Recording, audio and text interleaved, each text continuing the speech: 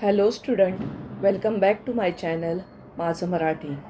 Students, आज हम लोग सीखने वाले हैं Saptarang Marathi CBSE board standard 8 का 10th पोएम पाचोड़ा। इस पोएम को कुसुमाग्रज इन्होंने लिखा है। कुसुमाग्रज, इनका पूरा नाम विष्णु वामन शिरवाडकर है और उनको टोपन नाम मतलब पेट नेम दिया है कुसुमाग्रज। पोएट ने इस पोएम में पाचोड़ा इस पोएम में अज्ञान, अंधश्रद्धा, जातीयवाद से परेशान लोगों के जीवन की कहानी इस कविता में की है। अज्ञान की वजह से, अंधश्रद्धा के वजह से और जातीयवाद की वजह से जो गरीब लोग परेशान हैं, उनकी इस पोएम में कहानी दुख कवि ने लिखा है। तो स्टूडेंट्स, स्टार्ट करते हैं। आड वाटेला दूर एक माळ, तरु त्यावरती एकला विशाळ। आड वाटेला दूर एक माळ, आड वाट पे अलग असे दूर के रास्ते पे एक माड़ है, एक जंगल है, एक खुली सी जगह है और उस खुली जगह पे एक तरु है, एक झाड़ है जो बहुत विशाल है, बहुत बड़ा है। उस झाड़ का दुख इस कविता में कवि ने लिखा है। आणि त्याच्या बिलगोनिया पदास, जीर्ण पाचोळा पडे तो उदास।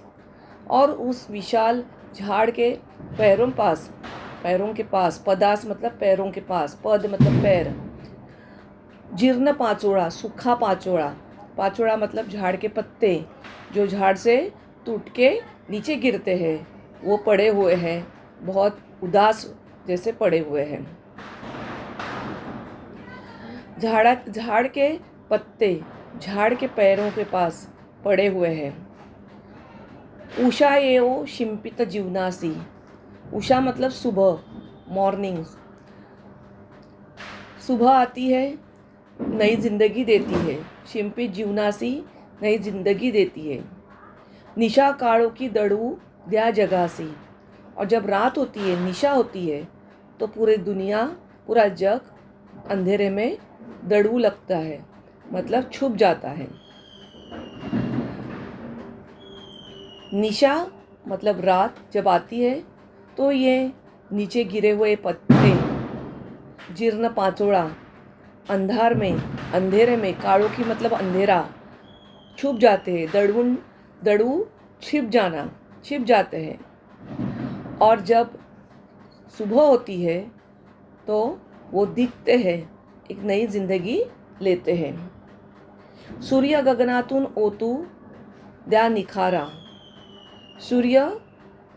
सूर्य मतलब सूरज, गगन मतलब आसमान में जब आता है तो बहुत गर्मी लगती है। ओतू द्या निखारा, निखारा मतलब कोयला। मुख सारे है साहतो बिचारा। जब गर्मी आती है या सूरज जब आसमान में आता है तो बहुत गर्मी हो जाती है और ये झाड़ चुपचाप वो बर्दाश्त करता रहता है। मुख सारे है साहतो बिचारा, झाड़ चुपचाप से, मुख मतलब चुपचाप, बिना बात किए, बिना कंप्लेंट किए ये गर्मी को बर्दाश्त करता है। सूर्य जब गगन में आता है, आसमान पे आता है, तो बहुत गर्मी होती है और ये गर्मी को वो झाड़ सहन करता है। तरुवरची हसतात त्यास पाने, हसे मुठभर ते गवतही मजेने। झाड़ पे जो पाने हैं वो हंसते हैं। झाड़ पे जो पाने हैं मतलब जो पत्ते हैं, वो गिरे हुए पत्तों को हंसते हैं। हंसे मुठभर ते गवतही मजेने। और उसके आजू बाजू में, झाड़ के आजू बाजू में जो छोटा छोटा गवत आया है, घास उगी है, गवत मतलब घास, वो भी इस गिरे हुए पत्तों को हंसती है। वाटसरू वा तुडवी त्यात जात, तरी पाचोळा दिसे नित्य शांत। वाटसरू मतलब कोई चलने वाला प्रवासी, कोई चलने वाला इंसान उस झाड़ के नीचे से जाता है तो वो गिरे हुए पत्तों को तुड़बित तुड़बित मतलब उसको लात मारते हुए जाता है, उसको रोनते हुए जाता है, लेकिन फिर भी पाचोड़ा शांत दिखता है, फिर भी पाचोड़ा शांत रहता है। झाड़ पे जो पत्ते हैं वो पत्ते गिरे हुए पत्तों को हंसते हैं। आजू बाजू में जो गवत है छोटा छोटा, वो छोटा छोटा घास भी झाड़ के पत्तों को, गिरे हुए पत्तों को हंसता है। वाटसरू आने जाने वाले लोग इतना आते वक्त जाते वक्त इस पत्तों को जो गिरे हुए हैं उनको पैर के नीचे खुंदल देते हैं, फिर भी वो पत्ते शांत बने शांति से सब कुछ सहन करते हैं। आणि अंती दिन एक त्या वनात, आणि अंती दिन एक त्या वनात येई धावत सोफेर शुभ्धवात। और एक दिन उस जंगल में, माड़ मतलब वनात, जंगल में, वन मतलब माड़, माड़ मतलब जंगल, उस जंगल में जोर से हवा बहती है। शुद्ध वात, वात मतलब हवा, जब जोर से हवा बहती है। धावत चौफेर, चारी, चौफेर मतलब चारी दिशाओं को जोर से हवा बहती है। दिसे पाचोड़ा घेरूनी तयाते, उसमें पाचोड़ा दिखने लगता है।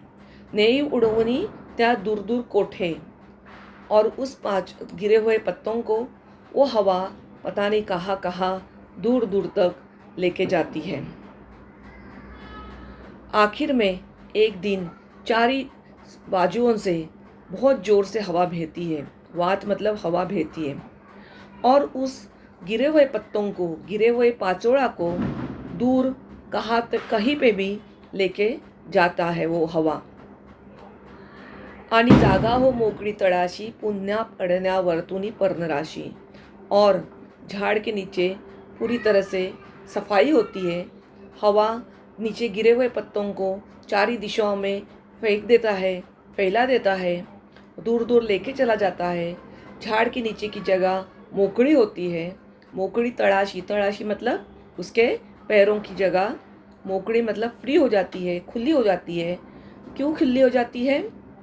पुन्हा पडण्या वर्तुन पर्णराशी, वापिस झाड़ के पत्ते ऊपर से गिरने के लिए, नए नए पत्ते ऊपर से गिरने के लिए पुराने पत्ते हवा चारों दिशाओं में फेंक देता है।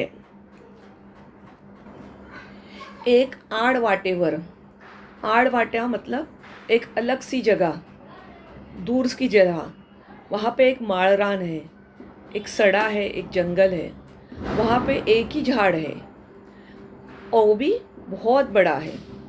उसके पैरों पे पदास मतलब पैरों के पास झाड़ से अलग हुए पत्ते गिरे हुए हैं, और वो पत्ते उदास पड़े हुए हैं, उदास है। सूरज की गर्मी, उसके रेज, उसकी किरणें उस पत्तों पे पर पड़ रहे हैं, और वो फिर भी सहन कर रहे हैं। झाड़ पे बचे हुए पत्ते नीचे गिरे हुए पत्तों को हंस रहे हैं। लोग आते जाते हुए उन पत्तों को रौंद रहे हैं, और अचानक एक दिन वारा आता है बहुत ज़ोर से, और ये गिरे हुए पत्तों को लेके दूर दूर तक उड़ा देता है, ताकि वापस नई जगह खुल जाए और नए पत्ते ऊपर से नीचे गिर जाए।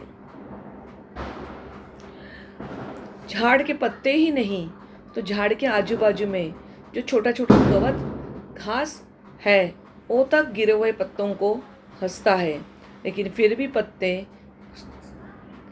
सहन करते हैं।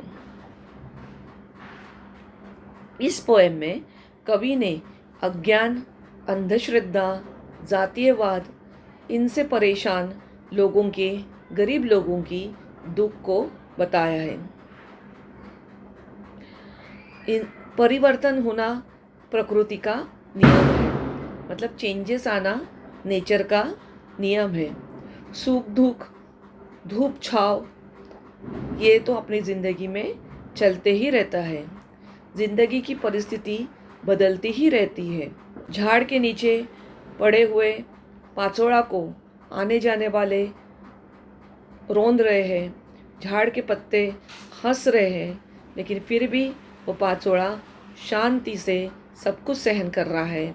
आखिर एक दिन हवा का बहुत बड़ा झोंका आता है और उन पत्तों को लेके दूर दूर लेके चला जाता है और वो जगह खाली होती है, मोकड़ी होती है, फ्री हो जाती है और उस मोकड़ी जगह पे नए नए पत्ते गिरने के लिए, पर्ण राशि मतलब पत्ते गिरने के लिए तैयार हो जाते हैं। ये प्रकृति का नियम ही है। तो स्टूडेंट्स, आपको मेरा ये एक्सप्लेनेशन कैसा लगा? आप मेरे वीडियो को लाइक, सब्सक्राइब और शेयर ज़रूर करना। Thank you.